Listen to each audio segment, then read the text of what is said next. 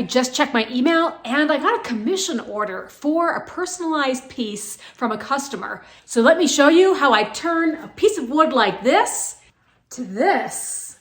Come with me to the workbench and watch my process. Here I am dipping a sponge into cream-colored encaustic medium that I blended myself.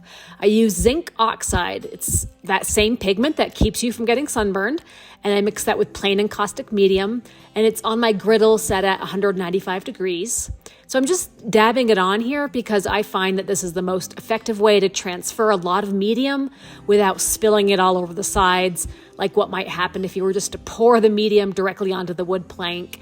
And it's a little bit faster and more efficient than trying to do it with a brush. Now here's the large board with the preliminary layer done. And you might notice some inclusions there. That's actually part of the sponge that's come off and stuck to the background.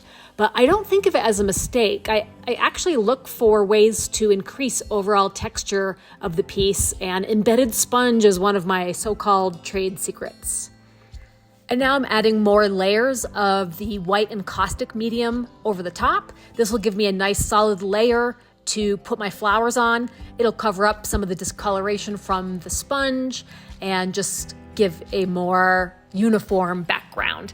And then I'll use the blowtorch to help fuse these layers together and find that happy medium between a lot of texture and just the right amount. Before I go any further designing the background, I want to get a preliminary layout for the flowers. The customer is asking for a rustic piece made with columbines, so I want to choose a balance between some showier specimens and some tinier buds and some foliage.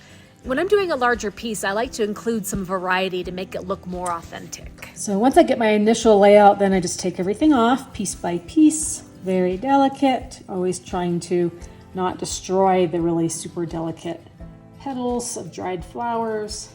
So now I'm coming in with a green color on top of the white background. You can see it's much more translucent, and I might need several layers to get that green color that I'm looking for.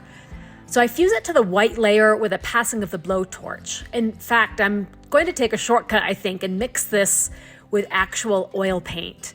Oil paint will fuse with encaustic medium when it's heated, so they do mix together, unlike water-based paints. You can't do water-based and encaustic. And I will also use vegetable oil to help spread my oil paint around into the crevices of the medium, and quickly it starts to look like a real mess, like I've totally ruined it, but it's easy enough to clean up with a rag, and it's not permanent until I fuse it with the blowtorch anyway. But look how much more vibrant the sap green color is for contrast. That is what I am going for. I'm ready to add back my dried florals now and secure them to the panel with clear encaustic medium. This part is tricky because the flowers are so fragile and brittle, but as soon as I secure them down, that will help quite a bit to keep me from damaging them. I'm using the encaustic medium like glue here, really glopping it on, but I can always remove excess later.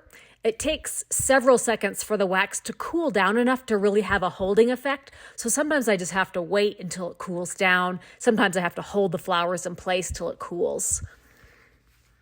Once I'm happy with the botanical layer, it's now time to enhance the colors. I like to use mica pigments for this step because their shine and sparkle helps to bring back a sense of life force to the flowers. It perks them up a little bit. You know, when they're dried, they lose a little bit of their oomph, but the important reason I add pigments to the surface is to help combat any potential for natural fading of the flowers. Dried flowers will fade over time with exposure to UV light, so adding surface pigments helps minimize this effect. I'm adding green to the stems, white, yellow, and blue to the flowers.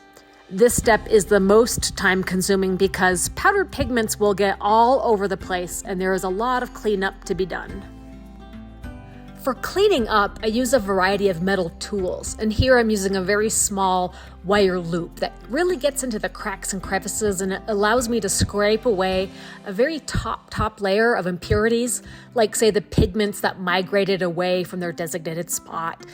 I'll use sharp tools like razor blades to help scrape the edges clean, and I may go through several rounds of adding pigment, fusing it, and cleaning up until I'm done and satisfied with how it looks. So just know that this video went on for 40 minutes of just kind of going back through, touching up edges, clearing up the pigments, adding back a little bit more white until I was happy I could take a step back and decide that I'm done with the piece. It's never easy to be done, so I've learned to not overthink my compositions, but I do think this one is ready. All right, guys, how'd I do? Did I earn a thumbs up? So this is how it came out. With the lighting, you can see some of the mica pigments that are a little shimmery there. Definitely hope she's gonna be happy with the Columbine piece. And let me know how you like the tutorial style videos or the process style. If you wanna see more of those on the channel, I can definitely do that. So, all right guys, till next time, we'll see you later. Bye.